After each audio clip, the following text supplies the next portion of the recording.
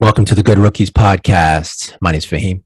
And my name is Nelly J, y'all. And we are Good Rookies. That's right. What's going on, everybody? Happy Good Tuesday. And guess what? It's episode 70. 70. 70. 7 Right. and 0. As everyone knows, every time it's a 7, I love me the number 7, my favorite number. And for him, we got a special guest in the building, Toronto's very own. Please introduce who we got. All right. So hold on to your head top, because when she speaks, she says it with her chest. We're definitely going to have a fun time today.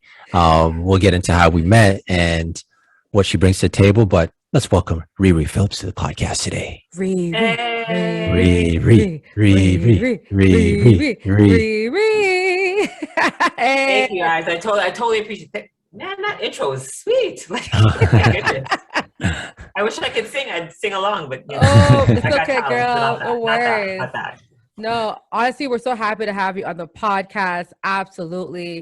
And I want to do a little intro their questions, but I want to talk about how we met. So I met Ree Ree on Clubhouse. You know, rarely that many Canadians on there talking Toronto Raptors that know the game, that know what's happening in our city. And so when I met you, I'm like, I like her energy. Now, as y'all know, we have the Toronto Raptors Fan Club on Clubhouse. We meet every Raptors game, and Ree was a part of the leadership team there. She's part of our lead mods, and she brings a lot of fire in Clubhouse. So I want to tell me about, because you were on Clubhouse a year before we got on there. Right. So what's the difference between Clubhouse Raptor fans last year and Clubhouse Raptor fans this year? So I will say this, that last year, you know, we were in the bubble. Like, last year was tough. So Clubhouse was good. It was consistent. You know, we were trying to keep our energies and our spirits up, talking about what could be improved, what could happen. Very, very good conversation. Everybody was new to Clubhouse, I think, especially when the Android users got to come on as well. And the group was good. You know, no disrespect, because I was part of it. I was coming in, you know, my son would be coming in the background going, Mama, say this, say this. So it was good. We're out of the bubble. The fans were ready to burst out. And of course, one of the best places to do it is on the socials. And so, you know, the group from last year, it kind of, I don't know where it went. Maybe, you know, with LeBron's hairline, I don't know. But this current group is amazing, because I find that it's not just about the wins or losses and the stats, and not just about how we feel about certain players. It's everything, the business of basketball, the business of sport, different players. And I mean, it's such a wide variety of people. So we've got the Canadians in there too. Then you've got the drop-in Americans that, you know, like to rile us up. But then you've also got people that ask very, very good and genuine questions about like some of the plays and the moves. And I will say, I'll give you guys your flowers. You guys moderate it very well in terms of you let the conversation keep on flowing. Mm-hmm. And no opinion is a bad opinion. I mean, sometimes for him, I'm like looking at you like, what, really though? You're saying that about my team? But it's very valid points that I can't disagree. We've had the conversation about Chris Boucher, Pascal Siakam, Precious, and nobody disrespects anybody. Mm-hmm. Everybody's allowed to have their voice. And I will also say that when people try and come in and just act out, they're properly, professionally, and very Canadianly shut down. So I all that to say, it's a great group. And this year in Clubhouse, I feel that my Raptor fandom has a proper home. Oh, that's so sweet. Nice. Y'all, please hear more about Ree Ree. Talk to her more. We're going to have a lot more of her, of course, in this episode. But if you want to find her, you're going to come to the Raptors Fan Club on game day.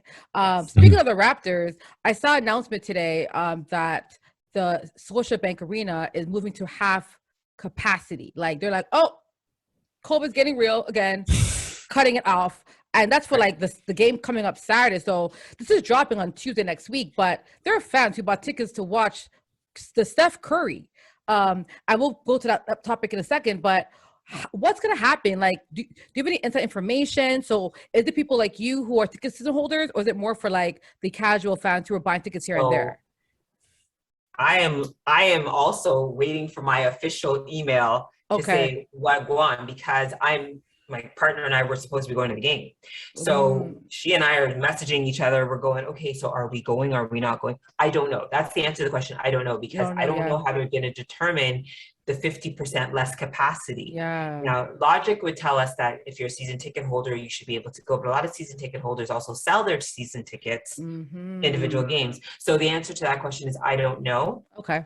I hope that somehow or another we could be at full capacity for this particular game, and then started next week to kind of get people some time to organize themselves. But I don't know. It's a hard call. Like, in all honesty, it's a hard call. Personally, I'm not a scientist, I'm not a government official. I think it's actually too reactionary as opposed to looking at it logically. Yes, Masai did get, COVID, Navbatia, but they were at an event. Yes, the numbers are going up, but that's not necessarily, to me personally, an indication that having 19,000 people in that one arena, you had people 2 days ago, and then having them on Saturday is going to make a big difference. But that's just my opinion. I'm not a doctor, not a scientist. I just think that we're going to have to learn to live with COVID. Like, we're in a pandemic still. We never left the pandemic. Yep, it's been here. it's one of those funny things that it's reactionary, but we brought sports back. But sports is a privilege, right? Sports not a right. So why did they really bring back sports if we're still living in a pandemic? Those are the questions I think about. So we'll see what happens. Yeah, yes, girl. Yeah, absolutely. And I'll keep you posted on when I do find out if, what the deal is with that. No problem. No problem. Well, sorry to all the Raptor fans who don't get to go and see the man himself. Fahim, let's go to our first topic, since we're going to highlight him anyway. Well, yeah. History was made at Madison Square Garden. Let's put some respect on his name, Steph Curry. He broke the three-point record of hitting 2,974 three-pointers, one more than the legendary Ray Allen. What's your thoughts on this? Let me go first. I mean, it was let me try it again. It was inevitable. It was going to happen. We know this. Steph Curry is Steph Curry. And I think too, going historically back, a lot of people thought his brother was going to be better than him. And Raptor fans, we remember when his dad played here. And when he was here, Steph that is, he used to do that same practicing his shots. So, Malcolm Gladwell said, you do something for 10,000 hours, you're going to master it. Well, he's mastered the 3-point shot. I saw some of the news reports after, and it was beautiful to see that Reggie Miller was calling the game, and Reggie Miller had passed the torch. The torch was passed, from Reggie Miller to Ray Allen, and then Ray Allen was there, and he passed the torch to Steph Curry, and they did the hugging, and I was like, man, emotions. I love it. It was beautiful. Now that this is done, this is off of his back, and the pressure that the media likes to put on it. Hopefully the Warriors have a really good season, and he becomes the second half of the Splash Brothers again, and they be dangerous. I like that take. Yeah, it's epic. I kind of shed a tear yesterday. I don't know why. I felt like I saw my child, achieve something, even though we're not like that old than Steph. But like you said, I feel like I grew up with the kid. Like, we saw him as a little boy dribbling on the court during timeout, shooting the ball, and now this little kid is now the number one 3-point shooter ever. And we saw it in our lifetime. And, it's epic. It's monumentous. I think Steph gives a lot of kids who don't have great athletic abilities. You don't got to be 6'9" and 7 feet. He gives the average guy, the average hero, the chance to say, you know what, maybe I can do what he did. But Steph, as you saw, I watched Steph from college, and I was like, this kid's amazing. And I was a fan of him since then in a Final Four tournament. I'm like, this guy's special. He's so small, but he's special. He has heart. And I think that's why Steph stands out and why he connects with 25, because his heart bleeds. Like, he is a heart-wrenching, I want to win, very competitive player. Yes.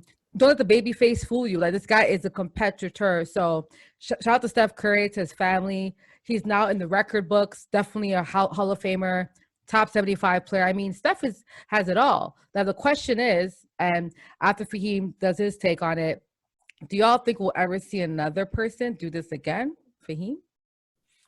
So my take is quick. Yeah, congratulations to Steph. You took my question right off my tongue. Oh, sorry. That was gonna be no problem at all. Let me answer the question. I do think in our lifetime we will have someone break it, and I think that's kind of how this goes. Remember, it's switched hands a few times in our lifetime already, and you do have the younger generation, like Steph Curry is a very prominent player in the league that kids look up to, and bigs now shooting threes, 3-point. It's the wave of the game. So there's no reason why we wouldn't think that over the next, X amount of years, there's going to be a kid who's going to break it because they're going to be shooting more threes. That's what I would think. Rero, what about you? I absolutely agree. Look, generationally, we've been fortunate. I've seen, Reggie Miller play. I've seen Ray Allen play, and Ray Allen was dangerous, like dirty, dangerous, like clutch three, and just in your face. And I know he probably talked trash on the court, but his trash talk, he supported every single time he did it. Like, it's funny. I like Steph Curry a lot, and I like how he shoots, and I like how he's got the threes. But there was something about Ray Allen that was just filthy. Just like, he's disrespecting you, but you can't be mad because it was so epic at the same time. Like, Steph, I just know he practiced so much. He practices his 3-point shot, so he was going to do it. Ray Allen was just, you don't think? You don't know? Do you see me? Do you know who I am? So I wonder what the next person who does that, what kind of aura they give off. Like, will they be a babyface assassin? Will they be, like a hardcore, like, I don't even know. I know we will see somebody, but what's this person going to be like? It's going to be fascinating. I want to piggyback of what you mentioned with Ray Allen real quick. Ray Allen, when he started his career, he wasn't so much a 3-point shooter. He was actually like, he would dunk on a man. You know what I mean? Like, Ray Allen had game. It's only as he progressed in his career where he wasn't relying so much on maybe athleticism, and he actually started to be more of a marksman. But it makes me think, if he would have had, for instance, Steph came in the league, and that's Steph MO from the beginning, shooting threes.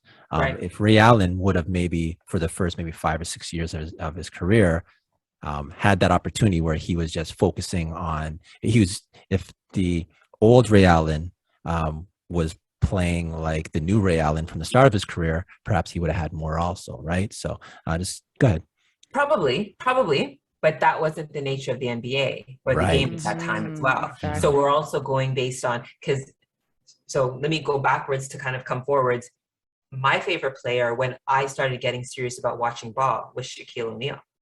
And I used to love watching Orlando Magic play. That was the team I claimed because Toronto didn't have a team. So, and Shaq was coming in, he was destroying backboards. I was like, I like this dunking stuff. Now, my brother played ball, so I knew ball, but Shaq was like, hadn't seen anybody like Shaq before. And so you're right. Ray Allen, if he was shooting threes at the start of his career, he got game. Shout out Jesus Shuttleworth. Right. It could have been a totally different, but that wasn't the game. So he did what he did when he did. And for that fact, it's even more impressive because he had the record before Steph. You know what I mean? It's like he developed his game to shoot the threes, and all of a sudden he was a record holder. He is a record holder. Yeah. So, I want to add something to both of what y'all say. So keep in context, right? To be honest with you, I don't think we're going to see someone passing Steph Curry. I don't think so. And here's why, right? Okay. Ray Allen got his record in 18 years. Steph Curry is in year 13. How many more years do you think he'll be playing? the fact that he's a shooter now, he's a shooter.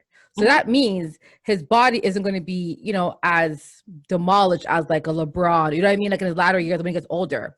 So I can see Steph playing basketball until he's 40.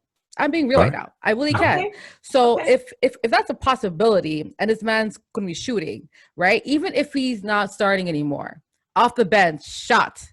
It's all his job is to shoot basketball. I really think he can stretch this record out a lot further than I think Ray Allen would. Now, yes, I do think we're going to see better shooters, but I see the NBA kind of retracting a little bit back to older style of play because a lot of these coaches, Steph Curry is a one-in-a-lifetime type player, right? I think Clay is up there as well. What we see another Clay, I think Buddy Hield is the only person I can see. I think Buddy Hield, I think he passed a record as well that Clay and Steph had. So he's the only other shooter I can think of right now that is as deadly. Dame shoots a lot of threes, yes, but the system that the Warriors have, a lot of teams can't have that system, and that's why bingo. And that's why I'm saying unless a shooter goes in a team that has a system, then maybe. But again, my thing is that system is made for you to shoot those threes, and I really think Steph, his marriage with Steve Kerr, the Mark Jackson system comes together. I think he can blow that record away and really make it hard to get. Will it happen? I mean, in my lifetime, maybe, but I think it won't be as easy that Steph got it because I think Steph with Steve Kerr in that system worked perfectly. So I'm going to say in my lifetime, I'm going to say no to be controversial for today because of that system, because of that statement. Yeah. Sure. Don't forget, you're also going to live to 110. So really and truly, 110. I mean, I will. I hope so. We'll see. You know, like it's. We'll see. Like truthfully, anything is possible. Yes. Especially since the youth of today have a little bit more life to live, if that makes any sense. Like again, the NBA, and just to kind of wrap it up, but the NBA in the past was harder on players' bodies because they didn't have all the fandangle that they have now. Whether it be treatments, the way they eat, you know, look, if I had a job where you were like, I had like hot bath, cold bath, massage therapist, you know, wrist coach, back coach, whatever, I could be a great shooter too. So it's going to be interesting to see. And I do like that. Like, I mean, you're right. The potential, because the system, everything, every piece. The Warriors have, every piece was in built. place to make it happen.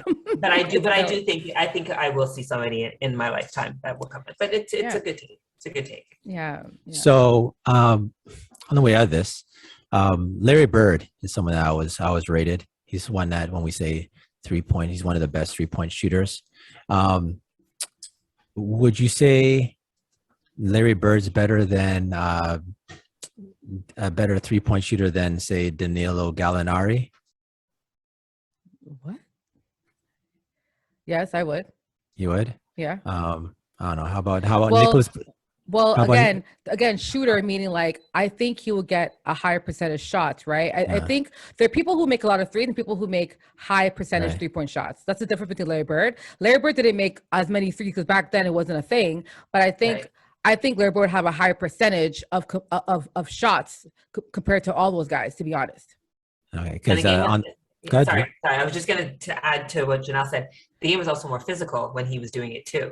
Like, that's a whole different can of worms in itself, because sometimes Steph has space to shoot. Nobody's bodying him. Yo, you think if that man got bodied, he'd be shooting those many threes? I don't think so. True. No, because when I look at the top 50 list, and when I think of 3-point shooting, Larry Bird obviously comes to mind. Here are people on the top 50 list.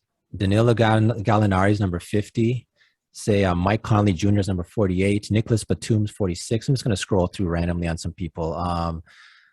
Let's see. Trevor Ariza's 33. Kemba Walker's 30. I'm going to make my way up here. Believe it or not, Larry Bird's not on the top 50. I'm not surprised. Wow. Like, it goes to show how much the game has progressed. Yeah. So, honestly, I would take Larry Bird over all those guys on that list, to be honest. If I got to make a 3-point shot, I'm giving it to Larry. Right. But, but hold on. But are you giving it to, okay. Are you giving it to clutch shot, you know? Both clutch, anything. But see, Right? the thing, right? Are you giving it to Larry, Reggie, Steph? Oh, that's hard now. Okay.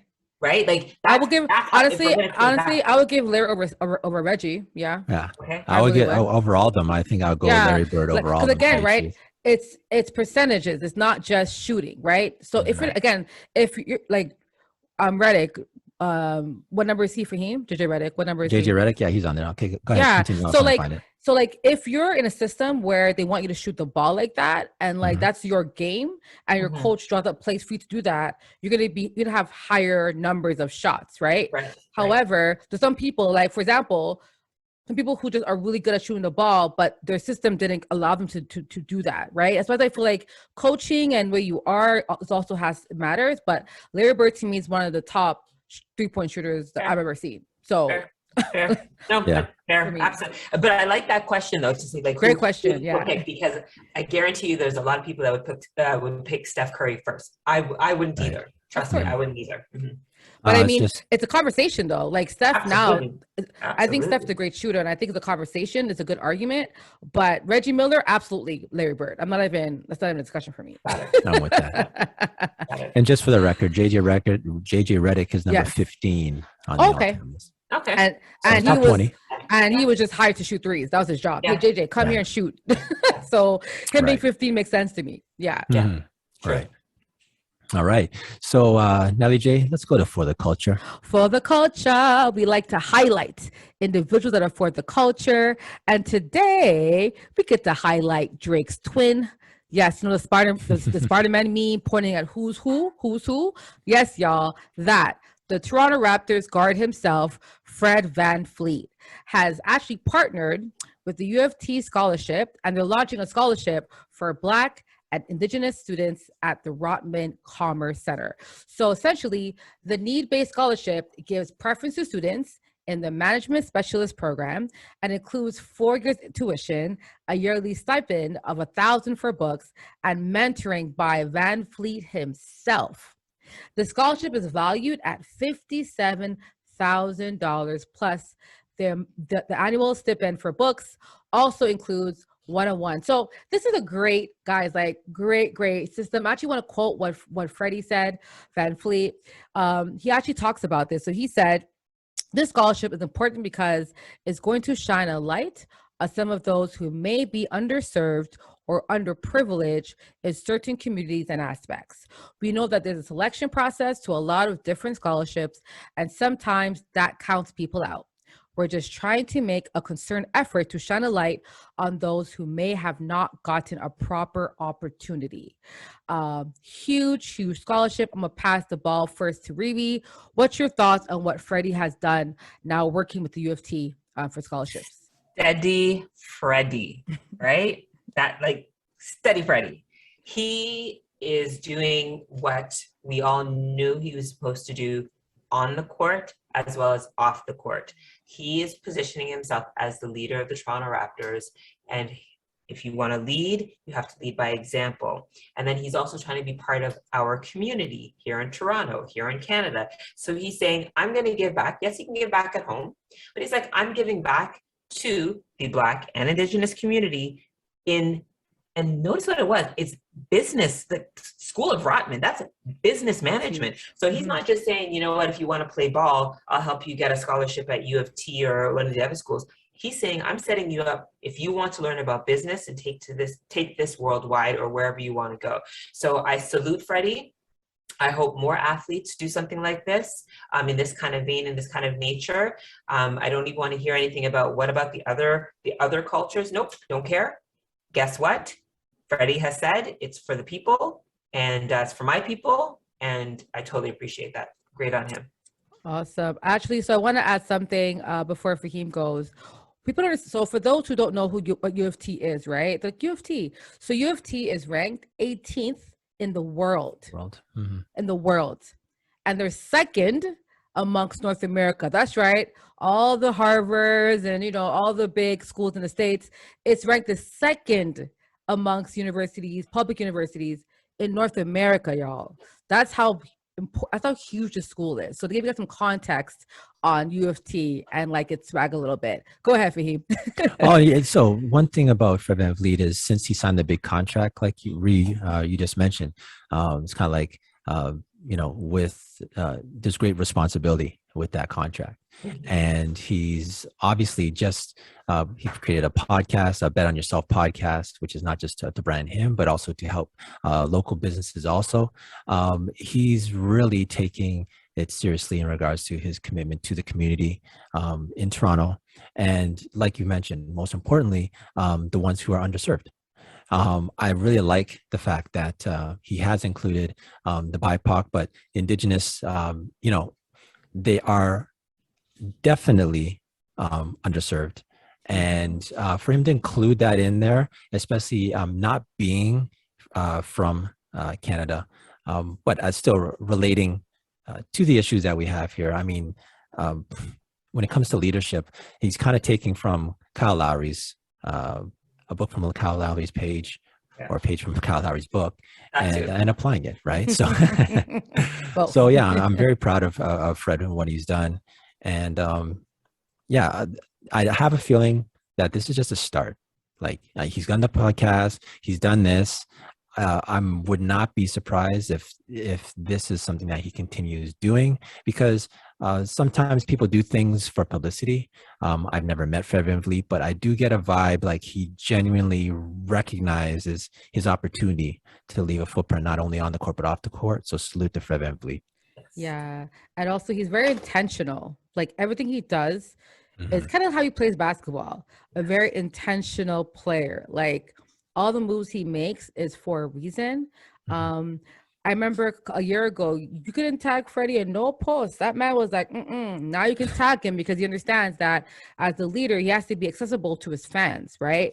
Guess how many scholarships we have in the country of Canada available to students? Are these athletic or academic? Combined, just total scholarships in Canada.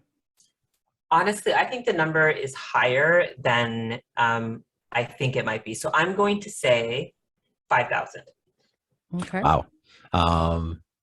Yeah, I know athletic, it's going to be very low, but academic, I would assume or I'd hope it'd be a lot higher.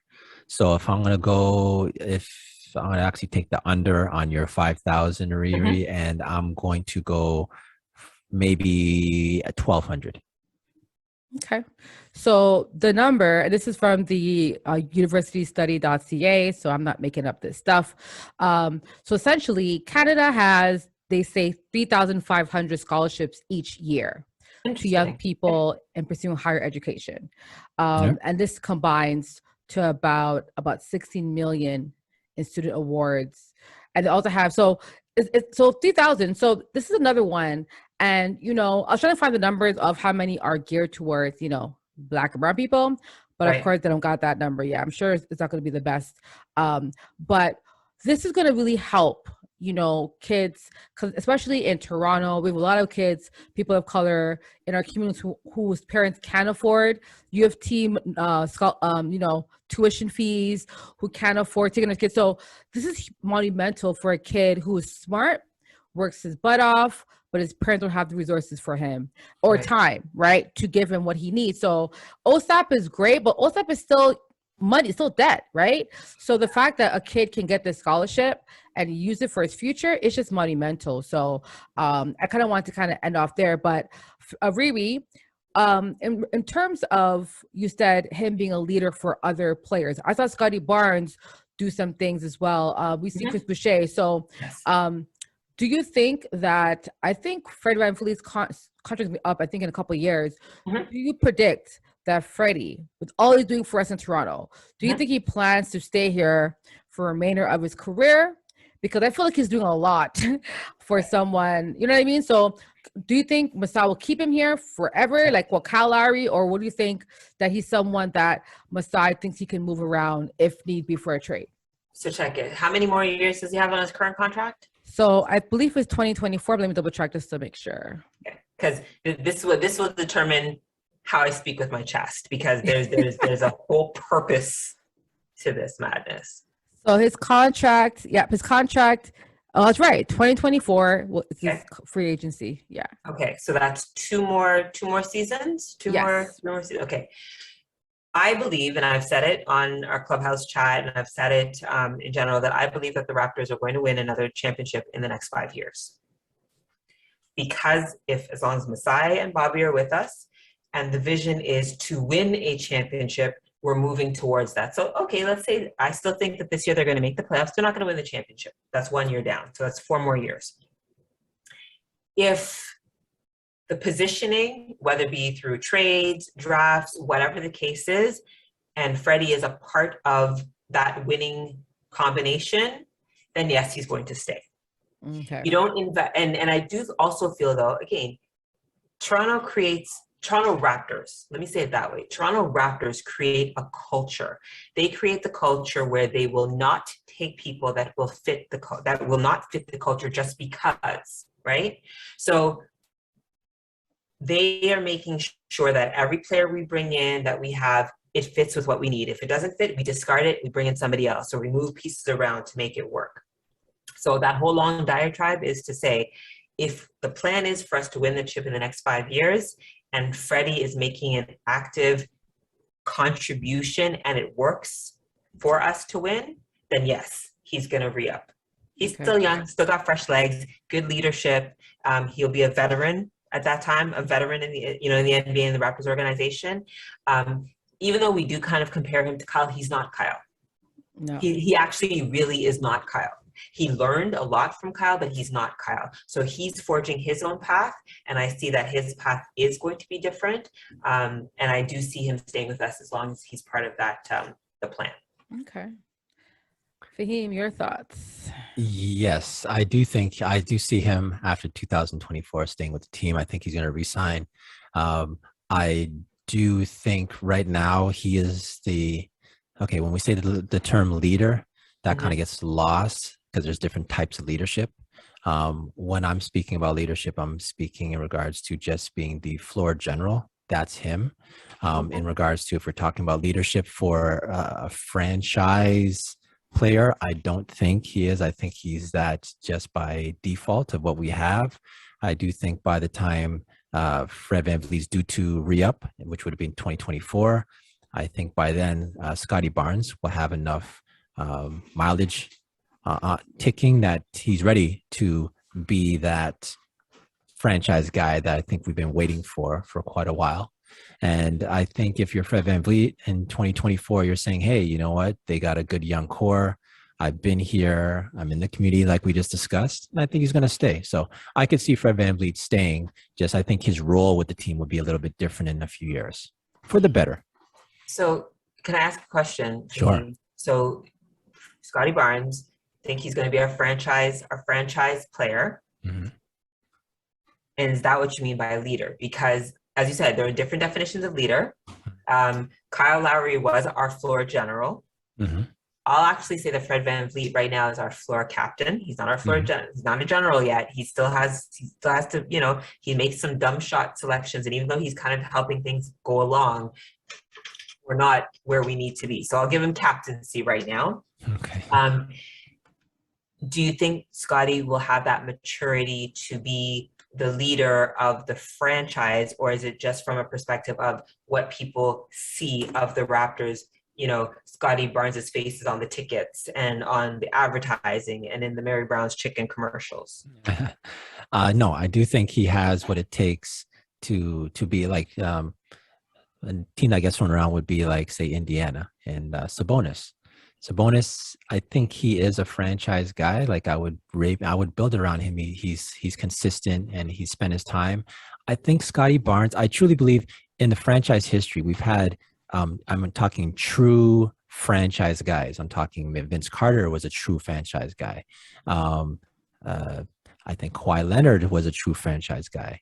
Outside of those two, I don't even know if I would really. Chris Bosh was. Chris Bosh about DeMar. Yeah, okay, I mean, for me personally, I wouldn't consider, if I'm saying a true franchise, I wouldn't consider Chris Bosh, but if one does, I'm not going to give him any pushback. I think we've only had in our franchise really two people that if they didn't play in Toronto, they have potential to be a franchise player elsewhere. Oh, okay. You know what I'm saying? And I think Scotty Barnes has that with the young crop of coming in. When we talk about these great players that are coming up, I think Scotty Barnes in a few years, his name is going to be in that conversation, meaning that if he's not doing it in Toronto, if he left for Toronto and went for somewhere else, they would still value him as that franchise guy. Just as my opinion. Okay. That's a good take. That's actually a different thought when you're saying Vince and Kawhi. I respect that. I'm gonna have to sit on this one. Okay. I like that. Well, you know what? You're right. You know what? There's levels to this, and yeah, Vince Carter and who you mentioned and Kawhi, those are like they're up here, and everyone else. Yeah, DeMar is not a Vince. DeMar is not a Kawhi. Kyle Lowry, we love him. He's not a Vince. He's not a Kawhi Leonard. Like, yes, there's levels. So I definitely want to say, but you know, right now, Freddie is playing in his, I think, 6th season. He is a leader, undrafted to now being the face of a franchise. Like when you watch the matchups, before it would be OG. But when OG went down, it's now Fred VanVleet, the undrafted kid, in like the headlines for matchups. It's just really remarkable, his story. So Fred VanVleet, thank you for being the culture. Thank you for being an example in the Toronto community. We appreciate you. We see you. We're giving your flowers. And hopefully, we want you to stay. So please stay, brother. Just stay. Oh, wait, Drake is going to do a movie. Drake is going to do a movie with him. All right. That's right. Drake will make a movie. He'll executive produce the movie of Fred VanVleet, and he'll have cameos in it, and he might even star in it. Like, let's be there. Freddie's good. Also to give an update, right, on why Freddie is so amazing. His first season, he averaged 3 points. Then it was 8.6, then 11, then 17. That was after we won the chip. Then it was 19.6, right on 19.8. So that's just what bet on yourself means. He's an example of that. So and I don't even think he had his ceiling yet. I think there's more he can do. I really think he can. Yes, I think he can have a 20+ average season in his career, at least one. So, and Janelle, don't forget, he has more to prove. Like, you know, we say it, but again, it can't be overemphasized the fact that he was undrafted. So he's trying to show everybody in the league and every little child, if we're going to use that example, who was told that they're good, but they're not great. You can maybe play overseas. Like, nah, if you bet on yourself, hashtag bet on yourself, you can actually play at a high level in the NBA if you keep on pressing forward and doing what you got to do. So, yeah, hopefully we do keep him, even just for that veteran leadership at that point. Right. We're not doing too bad. It's a great question, though, Janelle. It's a great question. Awesome. So for him, I guess the last segment. All right. So let's go to That's Absurd. That's absurd for him, bro. What was absurd this week? What was absurd? In Major League Soccer, the MLS, 2 Timbers fans were arrested and banned for allegedly throwing beer bottles at New York. So NYCFC. New York City FC's player Jesus Medina, and hitting him in the head. Yeah. Absurd. Yes. Absurd. Did y'all watch that video? I watched it when it happened. So I wasn't watching it live, but like when it happened, it was like blasted everywhere. And when I saw it, I was like, it hit him right in the head. They're lucky that man didn't they're lucky that he didn't crawl up that stadium and try to fight. You know what I'm saying? Like, that's dangerous. Like, I understand you're drinking, but how drunk are you to throw? This is absurd, man. Absurd. These fans are out of hand sometimes. Ree Ree, your thoughts? But why do we think that the fan is drunk? Like, I'm over that defense. No, I realize that if fans can call people derogatory names, stone cold sober, they could throw a beer can as well, or a beer bottle. I saw that video as well, and all I literally could think of is, you could have killed that man. Yes. Like, somebody could have died. They right there in front of the world, they could have died. And there's something to be said about not only the fact that it was absurd, but this is almost criminal. Yeah. And and where is that hard line that, you know, again, I'm a fanatic. I understand fan is short for fanatic, but I also don't want to hurt anybody, no matter how mad they make me, no matter how badly I feel offended that my team didn't win. It's madness. And people need to start checking their privilege. And when I say that, I mean, if you as a fan are privileged enough to pay for tickets to go see said game, doesn't matter where in the world you are, and then you feel that you're going to commit an act of violence against a professional athlete or an athlete in general, check yourself, because that's a bad path and a bad precedent to go down. And we really have to nip this in the bud sooner. I don't even know if banning somebody is enough. Like, I don't even know what to do. Yeah, like, apart from banning, it should be like across all of the stadiums in the world to say these two people, never let them come into your sporting arena ever again. Well, I mean, Boston did that when Boston fan hit that player last year. Forgot the player's name for him. It wasn't Kyrie, but was it Kyrie in Boston? But I know a player threw a bottle at a fan threw a bottle at a player, and that fan was charged. Like, he went to court. I remember this. Yes. So I feel there should be a record. Like, you wanna hit a player, then I think that should be a record. And should be convicted of something, a felony, misdemeanor, whatever you want to call it. I don't know, but I think it should be on the record books for sure. Sorry for him. Go ahead, brother. No problem at all. You were mentioning Ree. You said the word privilege, and that kind of struck me just to the fact that where we are presently right now, going to a game is a privilege, especially right now when we have the current COVID situation, different strains. And in many sports, not just basketball, but NFL, football, other sports are losing players due to the growing amount of COVID protocols.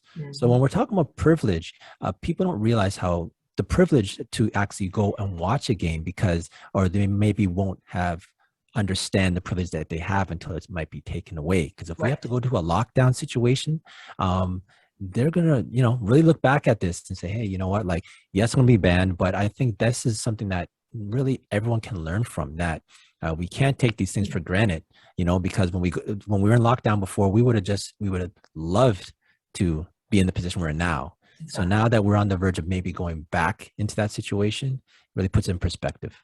Absolutely. And to add context, so this isn't the first time. They said earlier this year, the USA versus Mexico game, fans threw bottles at Mexico's team, that team of people of color in that team, and the USA players.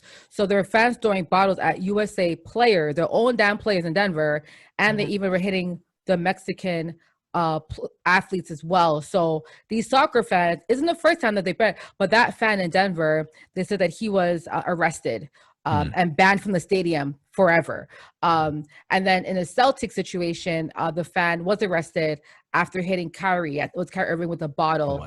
It was Kyrie Irving. So again, it's the thing where, these fans got to be arrested, charged. I don't care. It should be on the record. You want to be that fan, then it will be on your record for the rest of your life. So when you apply for jobs, I see that you hit a athlete in the head at the playoff game. Yeah, that should be you. That should be you. But let me just ask you guys this, though. So is there a difference between fan throwing a bottle onto the pitch to hit a player and, that the woman who was jawing at LeBron James and, I hope Bronny gets hit by a bus or whatever, whatever she said. Should we have that at the same level of, well, they should be banned, arrested, because it's still verbal abuse, it's still a verbal assault, or should it just be, if you're throwing something or hitting a player, you get banned and go to jail or, get arrested. And if you say something, you can just potentially get banned. Like, so that's the thing, right? Fans should be allowed to spew things like, you suck or you're garbage. But when you bring up someone's child, I think that's a line that everyone should know to cross. Like this line as fandom, like I've talked trash to players, I've talked trash to referees, but do I want to talk about their wives or their children? No, right? But I agree with you. Policing the fans is weird, but the NBA actually has a policy. If you look up NBA policy and fan policy, it tells you as fans, you cannot verbally abuse players. Right. And the term abuse is vague, right? So that means it could be anything, right?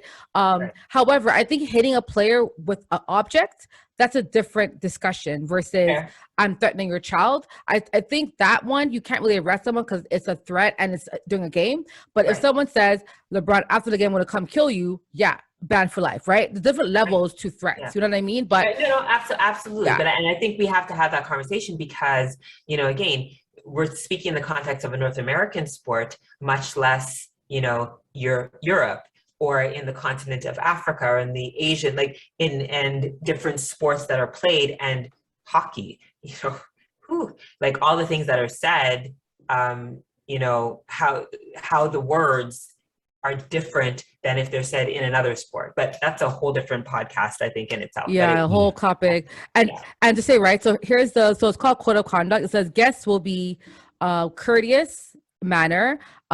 Guests can enjoy the game, but it says guests will enjoy the basketball experience free from disruptive behavior, including foul or abusive language and obscene gestures. So those terms are vague, but abusive language, obscene gestures, and foul, right? Behavior, like we can all kind of imagine what that is. So throwing bottles, stuff like that. Even it says guests who engage in fighting, throwing objects, or attempted to enter the court will be ejected from the arena.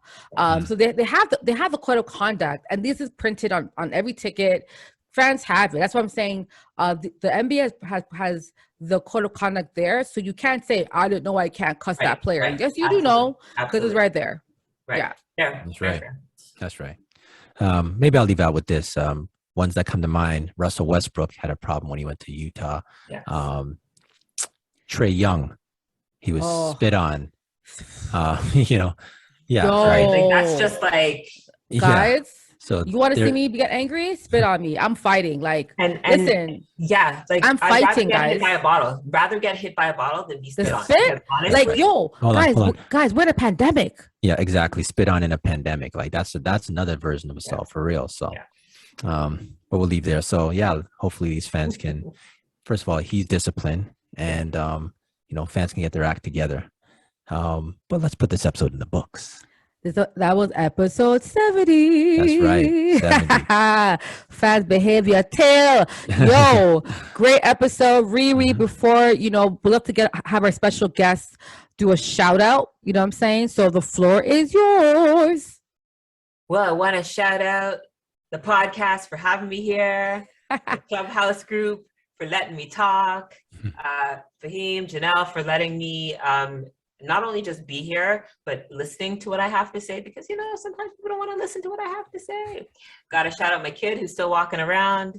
Shout out all the sports fans. And I'm going to say it this way. All the women that are sports fans that know how to talk the talks and that don't let anybody tell them that they can't, love sports, participate in sports, get paid for sports, report on sports, write on sports. We're here. We're not going anywhere. It's going to be a whole revolution. And also, Toronto, you need a WNBA team. That's it. Facts. I love that. Big facts. Big facts. Yo, my shout out is to Ree Ree Phillips. Thank you for for coming on our podcast, talking the talk, speaking with your chest. I love seeing women in sports that know the game often on the court, and you're one of them. So I'm so happy that we crossed paths on those Clubhouse streets. Really, really, really thankful. And thank you to your husband and your kid for allowing us to even, record, because I know being a mom, you got things to do, right? So thank y'all. Shout out to your family. I also want to do a shout out to Sir Lewis Hamilton. That's right, y'all. Mr. Lewis Hamilton was knighted today for his services to motorsports. And, just after the whole, he lost the F1 World Championship title as well. So, but now you can't rob him, y'all. He's been crowned. So Sir Lewis Hamilton is his name. My man is from Grenada too. So big up yourself. Big up yourself. Fahim. So first of all, I want to thank Ree Ree for coming on the podcast. Somebody who, regardless of your take, I understand the place. It's coming from a place of knowledge. You know what I'm saying? Every take that I've ever heard from you, whether I agreed with it or different, I didn't agree with it. You do a good job of laying out your train of thought, and I really do respect that. So yeah, thank you very much. It's great just chopping it up with you tonight, and when we do on Clubhouse, also always looking out for you. So appreciate you. I do have another quick shout out I want to give out. This one's funny. J.R. Smith, he's revealed that he's earned a 4.0 GPA this semester. Yes. Woo! Shout out to J.R. Smith. You know, him going back to school was kind of maybe a joke, you know, especially when he's going back for a golfing scholarship. But, you know, when he's talking about student athlete, for him to be a student athlete who got a 4.0, like, he's overcome the odds by not going back just for basketball, but going for a new sport, and also acing in the classroom. We need to celebrate stories like this a lot more, because it seems like a lot of negativity when these players, but no one wants to highlight their positivity. So shout out to J.R. Smith. Shout out. Wonderful. Shout out. All right. So let's put this episode in the books. Episode 70. If you had a good time, you enjoyed yourself, please tell a friend to tell a friend.